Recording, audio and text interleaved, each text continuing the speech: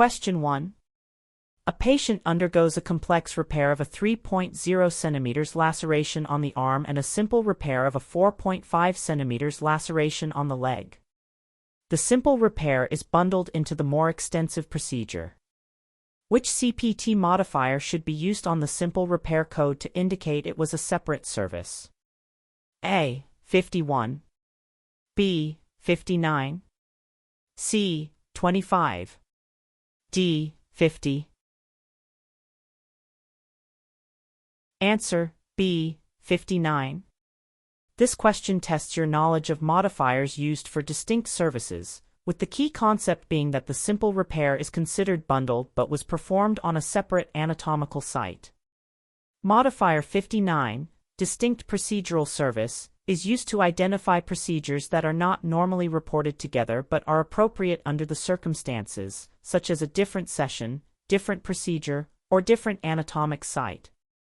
Since the simple repair was on the leg and the complex repair was on the arm, they are at different anatomic sites, justifying unbundling with modifier 59. Here's a way to remember: think of modifier 59 as saying, stop. This procedure is separate and distinct for a specific reason, like a different body part. Question 2. A 45-year-old established patient presents for a follow-up visit.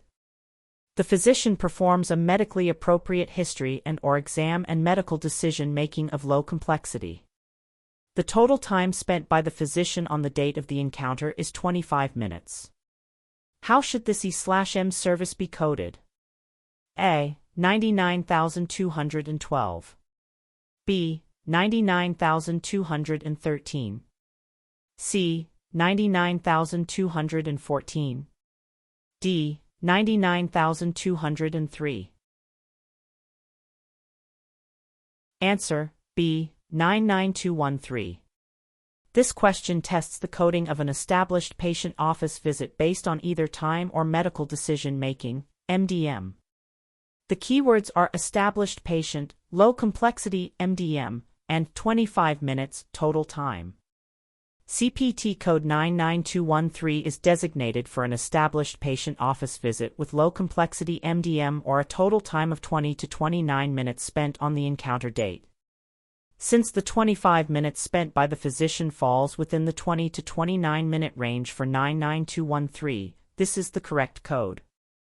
A helpful tip is to always check both the MDM level and the total time for E/M visits, as you can select the code based on whichever component supports a higher level of service. Question 3. What does the plus symbol next to a CPT code signify? A. The code is new or has been revised in the current CPT edition. B. The code is an add-on code and cannot be reported alone. C. The procedure includes both a professional and technical component. D. The code can only be used for telemedicine services. Answer: B. The code is an add-on code and cannot be reported alone. This question tests the meaning of CPT symbols, specifically the plus symbol. The plus symbol identifies a code as an add-on code, which describes a service that is always performed in addition to a primary procedure. Add-on codes can never be billed by themselves and are exempt from the multiple procedure payment reduction, meaning you don't use modifier 51 on them. For example, CPT code 11045 is an add-on code for debridement of additional surface area and must be reported with its primary code, 11042. A simple way to remember this is to think of the plus sign as literally meaning in addition to another primary service. Question 4. A surgeon performs a total abdominal hysterectomy. During the 90-day global period for this surgery, the patient returns to the surgeon's office for a follow-up visit related to the surgery for suture removal and a wound check. How should this office visit be coded? A. Report an E/M code with modifier 24. B. Report an E/M code with modifier 57. C. This service is not reported separately. D. Report the CPT code for suture removal. Answer: C. This service is not reported separately. This question tests the concept of the global surgical package, which bundles certain services related to a surgery into a single fee. The keywords are 90-day global period and follow-up visit related to the surgery. Typical postoperative care, such as suture removal and wound checks following a major surgery, is included in the payment for the original procedure and is not billed separately. For instance, after a knee replacement, the follow-up visits with the surgeon to check the incision are part of the surgical package. A key takeaway is that routine follow-up care provided by the surgeon during the global period is almost always included in the initial surgery payment. Question 5. A patient receives 1,000 milliliters of normal saline intravenously over 6 hours for dehydration. What is the correct CPT code for this service? A. 96,360. B. 96,361. C. 96,365. D. 96,372. Answer: A. 96360. This question tests the coding hierarchy for hydration, infusions, and injections, with the key being to identify the initial service. CPT code 96360 is for the initial intravenous infusion for hydration, lasting 31 minutes to 1 hour, and is the primary code used to report the first hour of a hydration service. Codes for subsequent hours, like 96361, are add-on codes and can only be used after the initial service code is reported. For example, even though this service was 6 hours long, you must start with the code for the first hour, which is 96,360. Think of it this way: you always have to report the initial or first hour code for an infusion service before you can report any additional hours. Question 6. What type of CPT codes would be used to report the tracking of a patient's blood pressure remotely by a clinical staff member under the direction of a physician? A. Evaluation and management (E/M) codes. B. Remote physiologic monitoring codes. C. Category 3 codes. D. Telephone services codes. Answer: B. Remote physiologic monitoring codes. This question is about identifying the correct CPT section for a specific type of telehealth service. The key phrases are tracking of a patient's blood pressure remotely and clinical staff member. The remote physiologic monitoring (RPM) codes 99,453 to 99,458 were specifically created to report services like collecting and interpreting physiologic data, such as weight, blood pressure, or glucose levels, that are transmitted electronically by the patient. These codes accurately describe the scenario of monitoring vitals from a distance. The takeaway is to recognize that CPT has specific code sets for modern healthcare services like remote monitoring, which are distinct from general E/M or telephone codes. Question 7. A patient with Medicare has a screening colonoscopy, during which a polyp is found and removed. How should this procedure be coded? A. As a diagnostic colonoscopy. B. As a screening colonoscopy. C. As a screening colonoscopy, with a second code for the polyp removal. D. As a sigmoidoscopy. Answer: A. As a diagnostic colonoscopy. This question tests the screening turn diagnostic rule, particularly for Medicare, a common payer-specific guideline. The keywords are screening colonoscopy and polyp is found and removed. When a screening procedure for colorectal cancer becomes therapeutic because an abnormality like a polyp is biopsied or removed, the CPT code should reflect the diagnostic/therapeutic procedure performed, e.g., colonoscopy with polypectomy. Payers like Medicare then process the claim as a diagnostic procedure rather than a preventive screening. A practical tip is to remember that if the intent of the procedure changes from just looking to doing something, the coding often changes to reflect the more intensive service performed. Question 8. A radiologist reviews and interprets a chest X-ray that was performed at a hospital where the radiologist is not an employee. The hospital owns the equipment and its technologists perform the scan. Which modifier should the radiologist append to the CPT code for the chest X-ray? A. TC. B. 52. C. 26. D. 59. Answer: C. 26. This question assesses the understanding of professional versus technical components in radiology coding. The keywords are radiologist reviews and interprets, and that the hospital owns the equipment and performed the scan. Modifier 26, professional component, is used when a physician or other qualified healthcare professional only provides the interpretation and report for a diagnostic test, but does not own the equipment or employ the staff who performed it. In this case, the hospital would bill for the technical component, TC, which covers the use of the machine and the technologist's work, while the radiologist bills for their expert interpretation, 26. A simple way to remember is, 26 is for the brain work, interpretation, while TC is for the machine work. Question 9. An anesthesiologist provides services for a patient with severe systemic disease that is a constant threat to life. What physical status modifier should be reported? A. P2. B. P3. C. P4. D. P5. Answer: C. P4. This question tests the correct application of anesthesia physical status modifiers, which indicate the patient's overall health condition. The key phrase, severe systemic disease that is a constant threat to life, directly corresponds to the definition of the P4 modifier. Each physical status modifier, P1, P6, represents a different level of patient sickness, which can affect the complexity of the anesthesia service.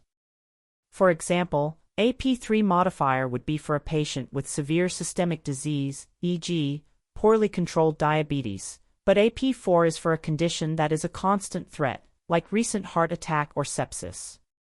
A helpful tip is to memorize the brief definitions for P1 through P6, as they directly correlate to specific patient health descriptions you'll see in documentation. Question 10. A physician performs a bilateral tympanostomy, inserting ventilating tubes into both the right and left ears of a child under general anesthesia. Which modifier should be appended to the CPT code for this procedure? A. LT. B. RT. C. 50. D. 52. Answer: C. 50. This question tests the use of modifiers for bilateral procedures, where the same service is performed on both sides of the body. The keyword bilateral indicates that the procedure was done on two matching sides, in this case, both ears. Modifier 50, bilateral procedure, is appended to the appropriate CPT code to report that the service was performed symmetrically on both sides during the same operative session.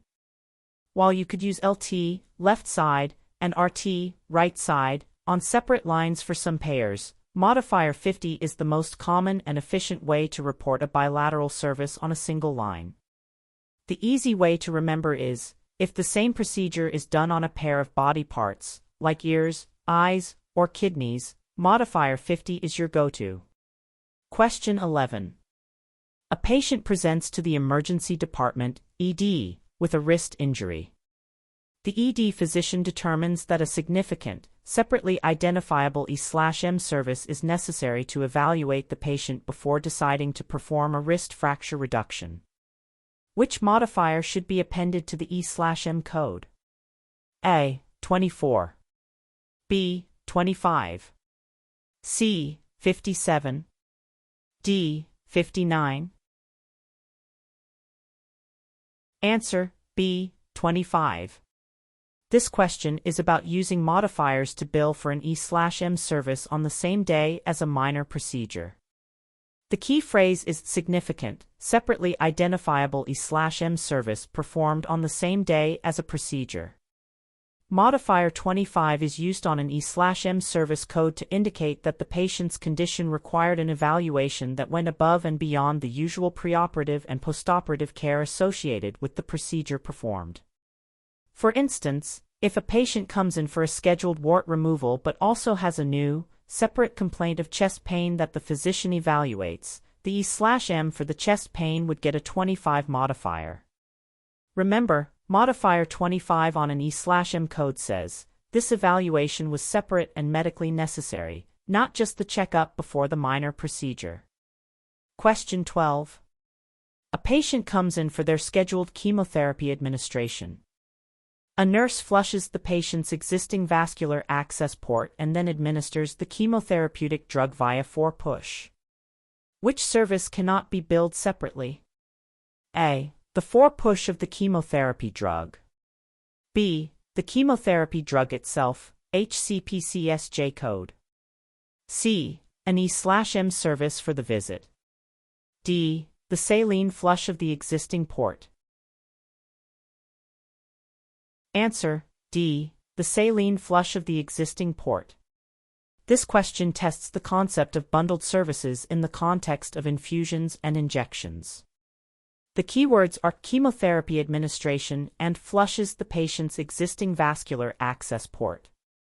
A routine saline flush of an existing 4-line or port is considered an integral part of the infusion or injection procedure and is not separately billable. The work of flushing the line is included in the value of the primary service, such as the 4-push of the chemotherapy agent. Think of it this way: you can't give an 4-push without ensuring the line is clear, so flushing is part of the job and not a separate service. Question 13. Which of the following is an example of a HCPCS Level II code? A. 99213. B. J9035. C. 85025. D. 0017U. Answer: B. J9035. This question tests your ability to differentiate between CPT codes and HCPCS Level II codes. HCPCS Level II codes are used to report products, supplies, and services not included in the CPT code set, such as ambulance services, durable medical equipment, and drugs. Codes that start with a letter followed by 4 numbers, like J codes for drugs, A codes for transportation, or E codes for durable medical equipment, are HCPCS Level II codes. Code J9035 is for an injection of bevacizumab, a chemotherapy drug, making it a classic example of a HCPCS Level II code. A quick tip is to remember that CPT codes are 5 digits, while HCPCS Level II codes are a letter followed by 4 digits. Question 14. A surgeon documents sharp debridement of a 15 SQCM open wound, down to and including muscle. How would this be coded? A. 11,042. B. 11,043. C. 97,597. D. 11,046. Answer: B. 11043.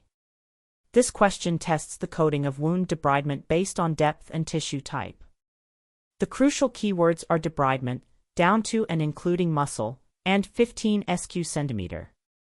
CPT codes for surgical debridement 11042, 11047 are selected based on the deepest level of tissue removed, and CPT code 11043 specifically describes debridement of muscle and/or fascia for the first 20 SQCM or less.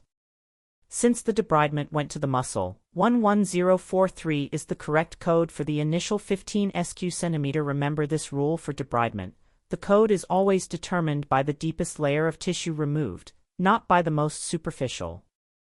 Question 15. A patient receives 3 separate immunizations during a single office visit with a qualified healthcare professional. How many immunization administration codes should be reported? A. 1. B. 2. C. 3. D. 4. Answer B. 2. This question tests the coding for immunization administration, which follows a specific initial and add-on structure. The keywords are 3 separate immunizations and single office visit. You would use one code for the first or initial administration, e.g., 90471 for administration without counseling, and then you would report an add-on code, e.g., 90472, twice for the second and third immunizations. This results in a total of 3 immunizations being represented by 2 CPT codes, one for the initial shot and 1 unit of the add-on code for each additional shot. The key takeaway is to always code the first immunization with an initial code and every subsequent immunization in the same visit with an add-on code. Question 16. If a procedure is designated in the CPT manual with the phrase separate procedure, when is it appropriate to bill for it? A. It can be billed anytime it is performed with another procedure. B. It can only be billed if it is the only procedure performed. C. It can be billed if it's performed in a separate anatomic area or is the only service performed.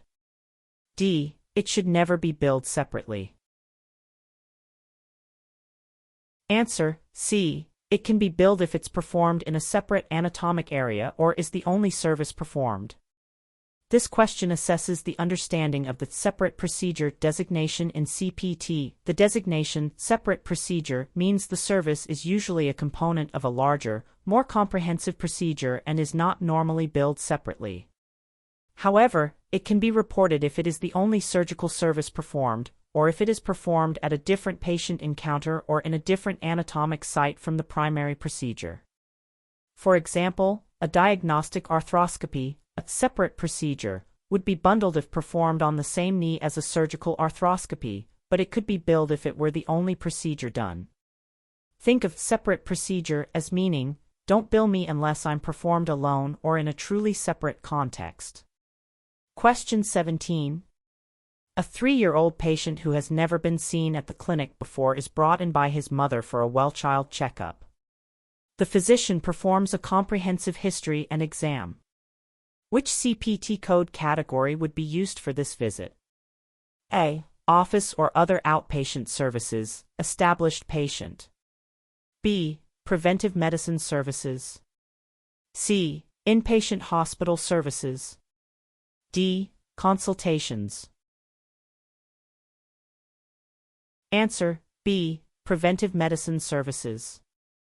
This question tests your ability to select the correct E/M category based on the purpose of the visit. The key phrase is well-child checkup, which indicates a routine, preventive service, not a visit for a specific problem.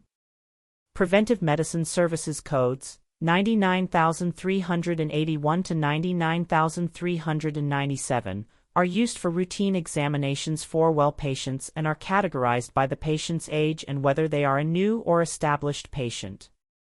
Since this is a routine checkup for a 3-year-old, a code from this section would be appropriate, rather than a problem-oriented E/M code. Always remember to check the reason for the visit. If it's a routine physical or checkup, head straight to the preventive medicine section of CPT. Question 18. A pathologist examines a tissue specimen from a gallbladder removal.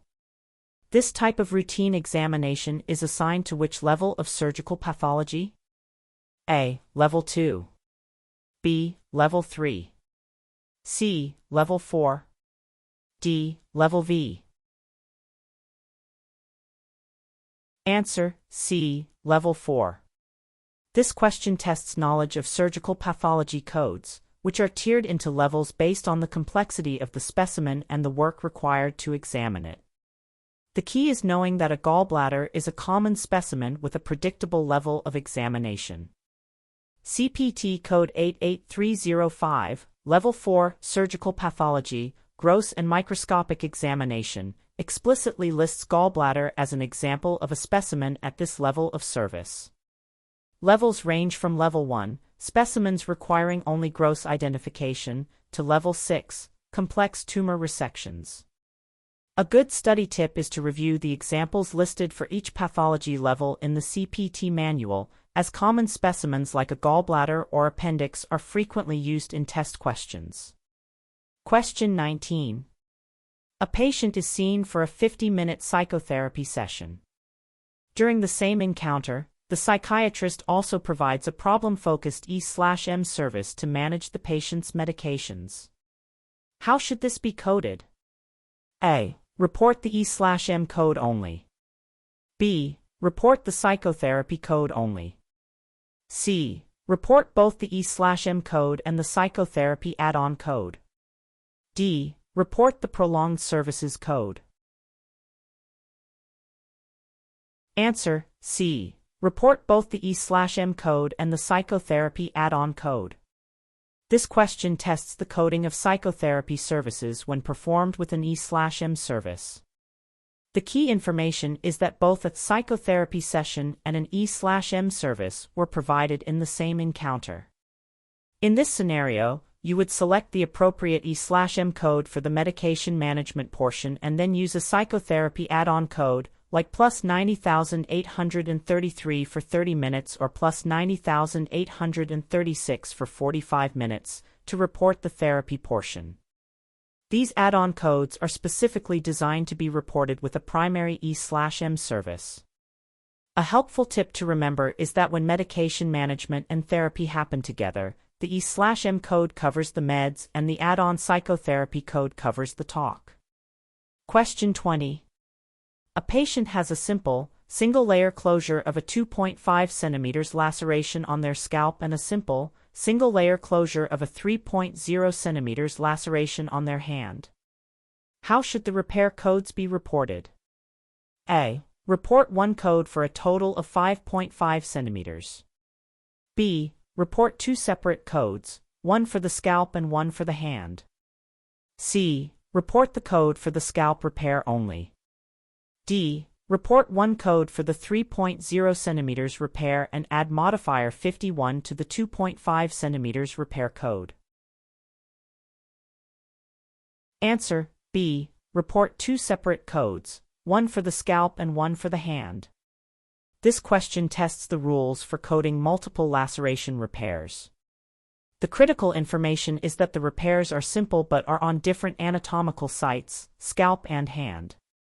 According to CPT guidelines, you should sum the lengths of repairs of the same classification, e.g., simple, and the same anatomical group, but you must code repairs from different anatomical groups separately.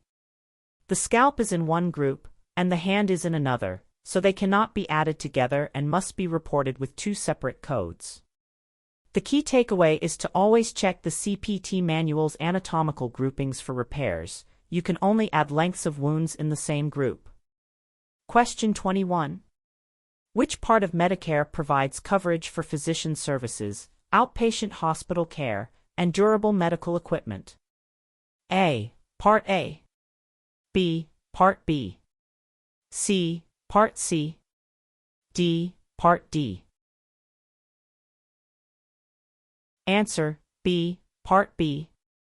This question tests basic knowledge of the different parts of the Medicare program, which is essential for billing and coding. The keywords are physician services, outpatient hospital care, and durable medical equipment. Medicare Part B is the medical insurance component that covers these types of services, which are generally provided on an outpatient basis. In contrast, Part A covers inpatient hospital stays and skilled nursing facility care. Part C refers to Medicare Advantage plans, and Part D covers prescription drugs. An easy way to remember is, think of Part A as hospital insurance and Part B as doctor and outpatient insurance. Question 22. When a CPT code description includes the phrase with or without contrast, what is the rule for coding? A. A separate code for contrast administration should always be reported. B. The same code is used whether contrast material is administered or not. C. Two separate codes must be reported if contrast is used. D. The code can only be used if contrast is administered. Answer: B. The same code is used whether contrast material is administered or not. This question tests how to interpret specific phrasing within CPT code descriptions for radiology procedures. The key phrase, with or without contrast, provides a direct instruction for coding.